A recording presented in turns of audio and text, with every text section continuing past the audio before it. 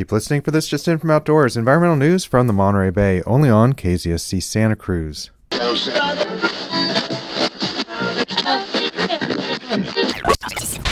KZSC.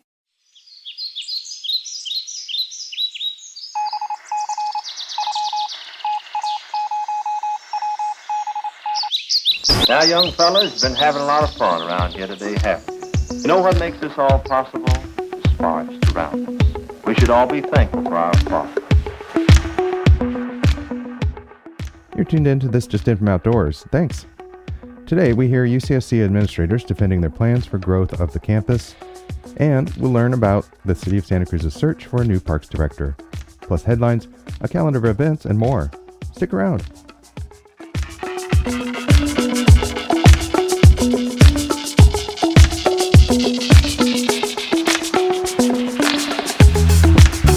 Just In from Outdoors. The City of Santa Cruz has started developing a West Cliff Drive management plan. West Cliff Drive is an iconic roadway with a parallel walking and biking path stretching from Natural Bridges State Beach to the Santa Cruz Boardwalk. The drive provides stunning views of the Monterey Bay and has access to various beaches along the cliffs. The plan is intended to safeguard and maintain the eroding coast, according to the Santa Cruz Sentinel. The city applied for a Caltrans grant to assess West Cliff Drive's road conditions and the effectiveness of current riprap, the piles of stones defending the cliffs from strong waves. The city is optimistic that the grant application will be approved by the end of the year. It would take an additional 8 months to complete the study. The California Coastal Commission has been advocating for years that measures be taken to protect the coastal bluffs and public access to the pocket beaches that are important to Santa Cruz residents and visitors. Without an action plan, West Cliff Drive is at risk from the impacts of climate change, including sea level rise, coastal erosion, and habitat loss. Once West Cliff Drive erodes into the ocean, this public resource for transportation and recreation will be lost. Other serious impacts include disruption to networks of water mains, sanitary and storm sewer, and subsurface telecommunications, electricity, and natural gas lines beneath West Cliff Drive. Once completed, the plan is reviewed by the City, Public Works, and Planning Commissions, who make recommendations that are then considered by the City Council. If approved, the plan is submitted to the Coastal Commission for public review and commission approval. Once a plan is accepted, the City can prioritize projects and make improvements to West Cliff Drive that will ensure protection from future impacts of climate change. Some potential mitigation efforts include building a solid seawall to better protect the cliff edges, or enforcing a managed retreat policy to deal with the ongoing process of coastal erosion. The $4 billion Human Genome Project deciphered our genetic blueprint and added $1 trillion to the economy. Now scientists are embarking on the Earth BioGenome Project, looking at the other 1.5 million known species. UC Davis evolutionary genomicist Harris Lewin and his colleagues write in the Proceedings of the National Academy of Sciences that its payoff could be even bigger. Sequencing the genomes of all the plants, for example, all of the marine invertebrates, will give us an entirely new palette for looking for useful therapeutics for a variety of human diseases. The work will also contribute to agriculture and ecology. But Lewin says they need to start quickly. Up to 100 species are going extinct every day, and the richness of their genomes is disappearing with them. On warm spring weekends, many people start tending to their yards. But while landscaping and grooming the lawn, they may be contributing to climate change. Sarah Vaya, a professor at the University of Maryland College Park, says gas-powered tools are a significant source of carbon pollution. Mowers, weed whackers, rototillers, leaf blowers. Synthetic fertilizer also contributes.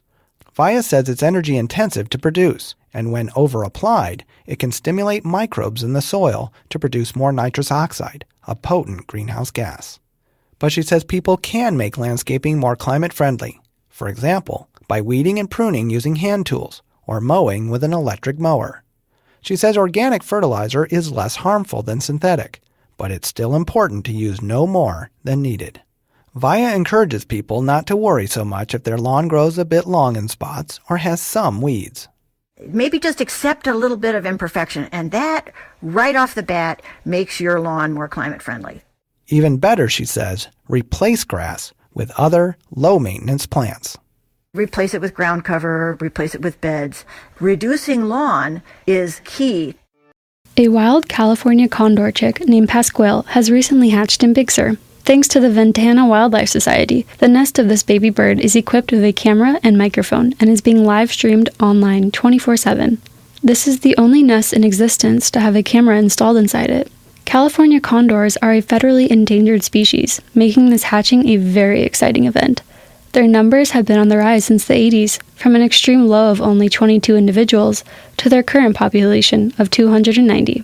Proud parent condors, Kingpin and Queen Redwood, can be seen on the nest cam as well, feeding and caring for the young pasquale. You can join their nest by visiting ventanaws.org, that's VENTANAWS.org/condor_cam.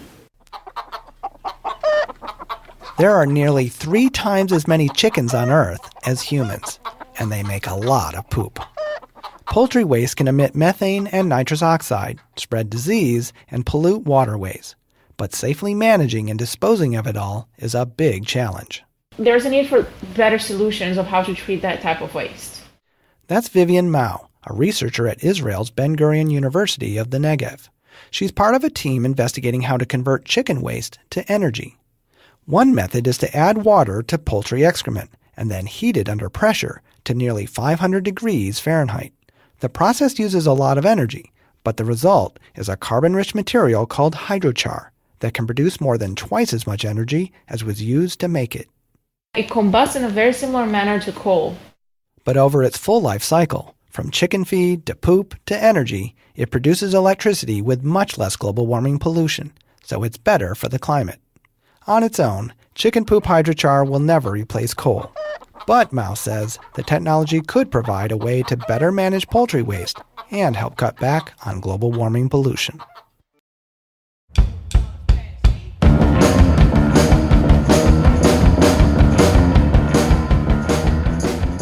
The Santa Cruz Parks and Recreation Department is searching for a new director. Local activist and founding member of the Brents Forte Action Committee, Candace Brown, talked with Bruce Bratton about the scope of work assigned to this position and why she thinks that community attention to the job search is so critical right now. Yes, and you're listening to Universal Grapevine. I'm Bruce Bratt, and let me tell you about tonight. Tonight, right now, in the studio, we have Candace Brown, and we're going to be talking about a lot of local things, but mainly about the appointing, the selecting of the new director for the Santa Cruz Parks and Recreation Department. Now, welcome back, Candace Brown. Hi. Well, thank you. Yeah. I should tell everybody that Candace is a founding member of the Brents Forte Action Committee, activist around a lot of different groups that I know of. Well, we started small, but it's expanded quite a bit. What we're going to talk about tonight, though, is something you brought to my attention, and I really appreciated that, and that's to finding out about the Santa Cruz City Parks and Recreation Department director and some of the powers that this person has and has had in the past, may have in the future, and all of above, and why we need to pay more attention to it rather than we have in the past. Yeah. It's a big subject, and it's one that doesn't get enough attention. The Parks and Recs Department basically oversees much of what we have preserved within our community, which is over 17,000 acres of open space, of large regional and community parks, and I think about 44 neighborhood parks, or actually 44 acres of neighborhood parks. Mm-hmm. Also, there's sporting facilities and 16 other cultural and community facilities that are overseen by the Parks and Recs Department. Mm-hmm, mm-hmm. So, although it's not the largest budget in the city, it is an important one and essential to the well-being of our city. So the range of duties, as you mentioned to me before about the Parks and Rec director, does what? Well, that's what's so interesting. There's basically two parts to it. There's the parks and the recreational side. So originally, Mauro Garcia was the park superintendent, and then there's a rec superintendent, and then together they lead into the director. And I think what's tended to happen is there tends to be a focus on the recreational side when there needs to be a broader view about parks and rec, considering the fact that we are in need of preserving this open space and the constant attack on it because of the nature of the kind of activities that we're having. The example that I've given recently at hearings is at De La Viega. That's a large park, and essentially that is a very fragile area. It's, old seabeds that have been built up over time into a combination of coastal prairie grasslands and forested riparian wood area that is very environmentally sensitive. Mm-hmm. And we have a number of trails up there now, but the uses have been picking up, with the mountain biking and potential other kinds of jump structures that they're proposing, within the De La Vega, but specifically in very environmentally sensitive areas. Mm-hmm. And they wanted to do that without doing any kind of EIR through the park master plan. Mm-hmm. We really need some very talented folks to provide stewardship and leadership in the Parks and Recs Department at a very critical time. Some of the past directors, tell us about their backgrounds or what they had or didn't have, and what kind of backgrounds you think should we be thinking of as the next director we should require. Well, Danette Shoemaker, she grew within the organization. She was there for 32 years, and I think she was in that position as director. I'd have to look it up, but at least a decade before she then finally retired. Mm-hmm. I know she was, very well liked, and, if you look at all that she was managing, did a pretty good job. But as the town grew and the complexity of environmental stewardship grew, then we had, I think they had a hire that didn't necessarily work out, and eventually Mauro Garcia then was elevated from his parks superintendent position after he worked in that position for 7 years. So, but when you look at his background, or Danette's, they really don't have a background in the science of, open space resource management. Okay. I think Mauro had an advanced degree in psychology. Oh. And again, very beloved, very well liked. I think he got some good things done, with the park ranger plan, the park master plan, but there's still a lot of things that need to be considered at this time, and especially when it comes to the budget and how we're going to manage all these different facilities and the competing interests, between different demographics, the people at Pogonip that, want to enjoy a pastoral scene and not have to worry about a speeding mountain biker coming around the corner. Mm-hmm, and those are some of the considerations. And, and then just the environmental impact and the erosion on the area itself. That's where leadership really comes in when it comes to managing these environmentally sensitive areas.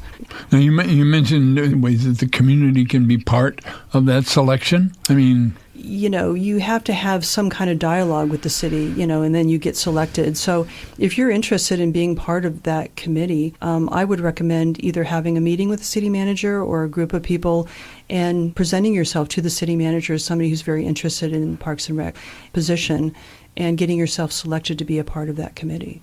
Because they're going to have quite a few community people, I hope, that will be involved. It's an all-day event.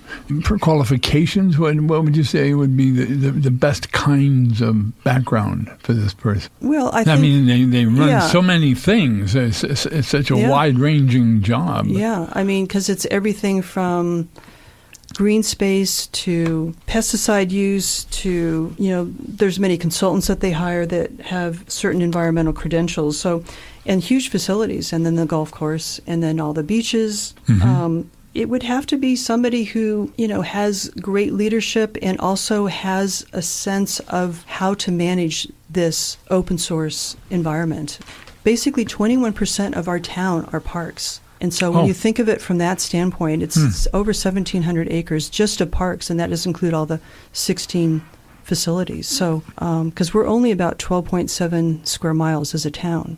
We're a pretty small town. Mm-hmm. And, so, of course, De La Vega and Pogonip are a big piece of that 1,700 acres. But, it does need to be managed. And we need to manage it with a sense of science. When you make certain policy decisions, you have to realize you have to go through a process with environmental review, and you have to realize that you can easily violate federal laws.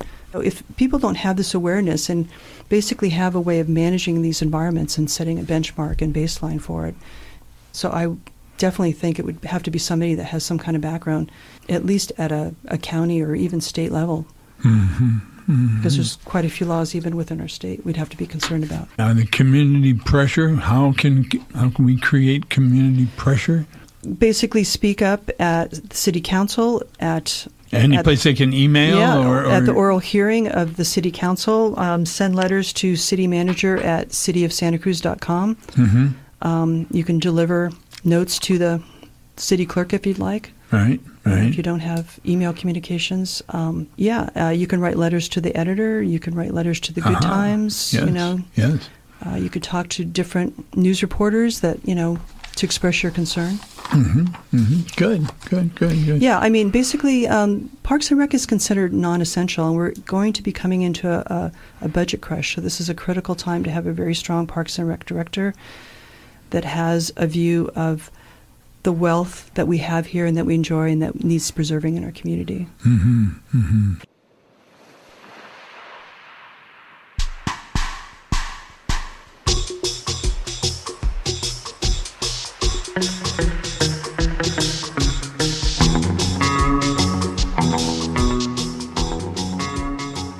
This year, UC Santa Cruz announced some of the details emerging from the long-range development planning process for the campus, as well as releasing the draft environmental impact report for a 3,000-bed housing construction project called Student Housing West. Both announcements were met with strong criticism from the community about the impacts that these plans might have on the city's social and natural resources. The city of Santa Cruz has put a referendum on the June ballot as a measure to express the community's opposition to the proposed enrollment growth at the university. On April 24th, Chancellor George Blumenthal and Vice Chancellor Sarah Latham spoke to the UCSC Staff Advisory Board, defending the plans for growth. Malia Spooner produced this report. I think one of the justifiable criticisms of our last LRDP was that there was inadequate community input. And so we really want to correct that mistake and make sure that we get adequate input from the community this time around. I think it's important that everyone have an opportunity to provide input. Of course, the biggest response from both the community and the campus was to the news that we're studying an enrollment envelope of 28,000 by the year 2040. So that's a 20-year LRDP and a large number that we are planning for. It doesn't mean we're growing to that number, it just means we're planning for it. And I'm not surprised by that reaction. We impact the community in which we live. There's no doubt about it. But I think we're also an easy target because we do have impacts on the community. But sometimes people overlook all of the things that we do to address those impacts. So I'm actually proud of what we've done to minimizing our effect on housing, water use, and traffic impacts. Water use is the same as it was, for example, when the campus had half as many students as we currently do. Traffic, which we measure to campus, we measure the traffic coming onto campus, is the same as it was when we had 2/3 the number of students that we currently do. So we want to build on that, and we're aiming to structure the long-range development plan in such a way as to temper the impacts of additional growth. One aspect of that is, and I'm really determined that we do it, is have a phased plan so that we will proceed from one phase to the next only when we've been able to identify the impacts and mitigate those impacts. And those impacts could be in water use, car trips, or campus housing. And that would allow us to grow larger while actually reducing the impacts that we have on the community. But I cannot stress enough, the 28,000 person figure, student figure that we're using is not an enrollment goal. It is a planning tool, and it gives planners a number to work off of. And keep in mind that we would need significant additional state money for infrastructure before we could even envision any significant expansion. We really do need money to build the infrastructure, to build the buildings, to build the roads, to build the electricity, etc. Higher education is the most important vehicle of social mobility, and that's what we do on this campus. So that we've got a lot of time yet. I expect that under the most optimistic of circumstances, we would bring this long-range development plan to the Regents in the spring of 2020, 2 years from now. So we have a long process ahead of us. The other issue that I want to talk about is Student Housing West, which is another big topic for the campus and a topic not without its controversies. Let me start by saying unequivocally that one thing I'm absolutely committed to is addressing our campus housing shortage. And this project is a direct result of that commitment. The project has gotten, of course, a lot of increased attention in the last few weeks. There is some opposition to the fact that a portion of this project, about 10% of the project, will be located at the base of the East Meadow. We envision this project will entail 3,000 new beds completed by 2022, and the first units, if all goes well, will come online in the fall of 2019. Most of this project, as we currently envision it, will be on the current family student housing location. Of course, that has led to controversy on a couple of fronts. First, some people have argued that meadow construction violates campus design tenets, but this property, the East Meadow, is not that. Our last long-range development plan from 2005 designated this specific parcel as campus resource land, which allows for projects just like this. Now, I actually sympathize with those who are concerned about the site. I, too, would prefer not to be building in that location. Because will there be a visual impact on the campus? Without question, there will be. And I'd love for that view to stay open forever. But as a chancellor, I feel I also have an obligation to weigh competing demands. And we are in the midst of an unprecedented housing crisis that affects our faculty, our students, and our staff. I feel like it's my responsibility to deal with that. We've just released the draft environmental impact report for this project, and the project allows input. We are currently in the stage of the project where input is being solicited, so everyone has a chance to comment on it, and it is our obligation to actually look at all of that input and seriously consider it. So I encourage you, if you have thoughts that you'd like to share, be a part of the process, submit your input, and I guarantee you we will be looking at it, or listening to the voices that are out there. They will be heard. At the same time, I want to say that we cannot lose sight of the big picture. Our students, faculty, and staff are facing incredible housing challenges, and I think it's our obligation to do all we can to help them. Could you provide another location or locations that were evaluated for the housing project other than the original and the Eastfield location? We've been looking at how to do this for years. So it's been a continual conversation and a continual reassessment of factors, but the key factors that were looked at was environmental considerations, the appropriate land use designation. We looked at infrastructure, we looked at species, we also looked at cost. And in order to kind of meet all of these things together and review, we felt that the best combination was by utilizing the Heller site and the site on the corner of Hagar and Coolidge in the corner of the East Meadow. But if you want to learn more, I encourage folks to use the public comment period, which is open through May 11th, to provide comments and questions. I don't view student housing west as being kind of just then the end of our housing. I view it to be able to show a mechanism by which we can then continue to add additional housing, both for students and for faculty and staff. So if I could just add something to what Sarah said, this problem of employee housing is not unique to UCSC. It's also an issue for other employers in the Santa Cruz area, including and especially other nonprofit areas, such as the local schools, like local hospitals, local governments.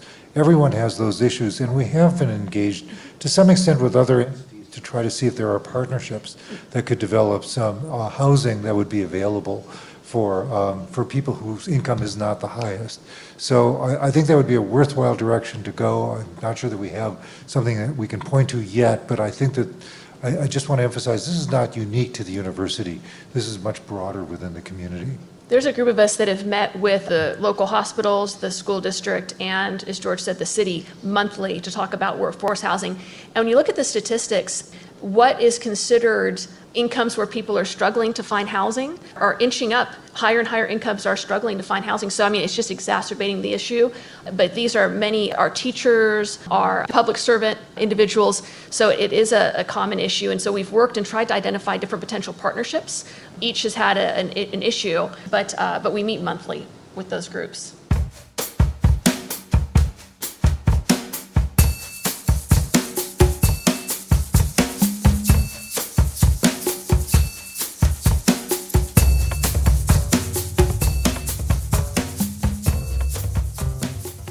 UCSC Farm & Garden's annual spring plant sale is this weekend, Saturday from 10 to 3 and Sunday from 10 to 3. They will be selling organically grown vegetable, herb, and flower starts, along with a wide variety of landscape plants.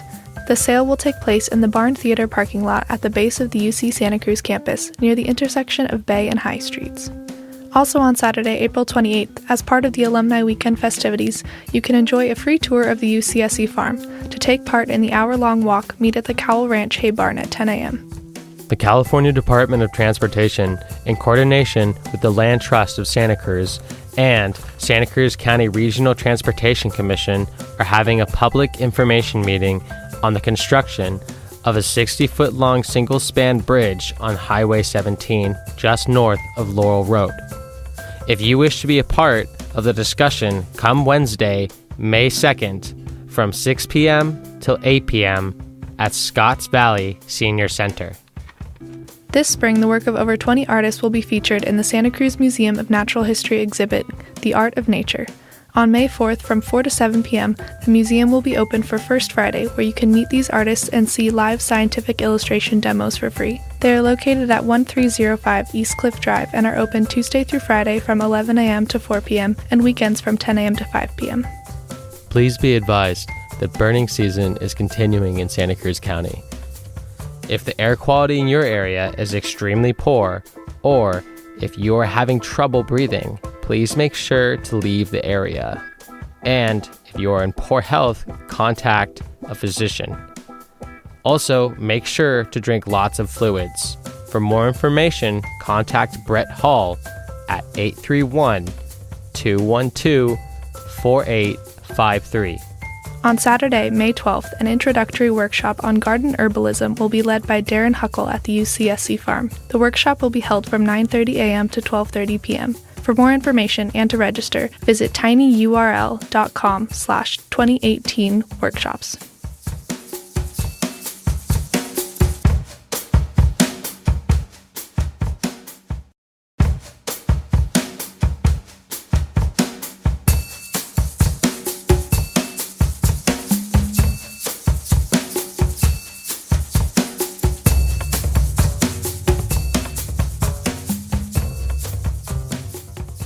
Thanks for tuning into this Just In from Outdoors. Check out our stories and past shows online at newsfromoutdoors.org.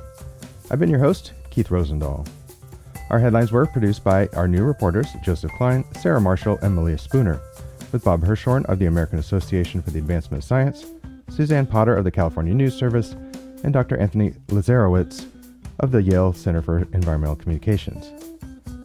The interview with Candace Brown on the city's search for a new parks director was conducted by Bruce Bratton for UCSC's Universal Grapevine program, which airs Tuesdays at 7 p.m. The piece was edited by Sarah Marshall. The story on UCSC growth planning was produced by Malia Spooner. The calendar of events was produced by Joseph Klein and Malia Spooner. So thanks for listening. We'll be here next Friday at 5:30 p.m. for another edition. Until then, we'll see you outdoors.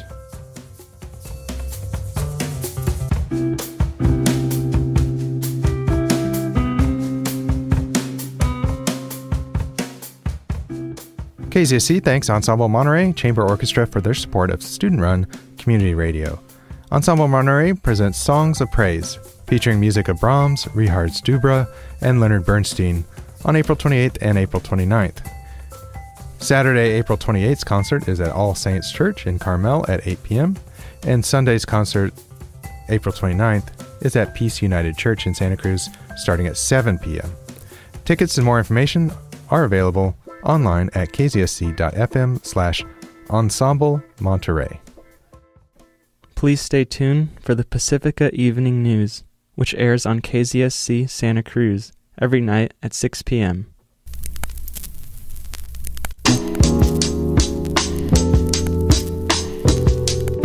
Just bees and things and flowers.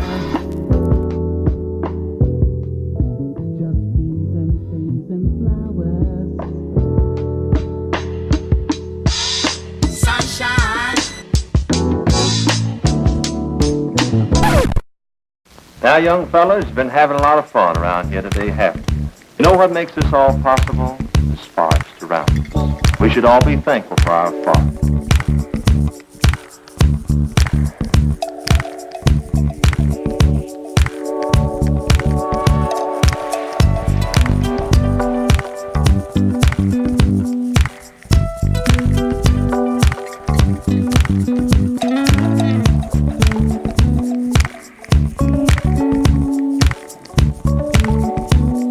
just in from Outdoors.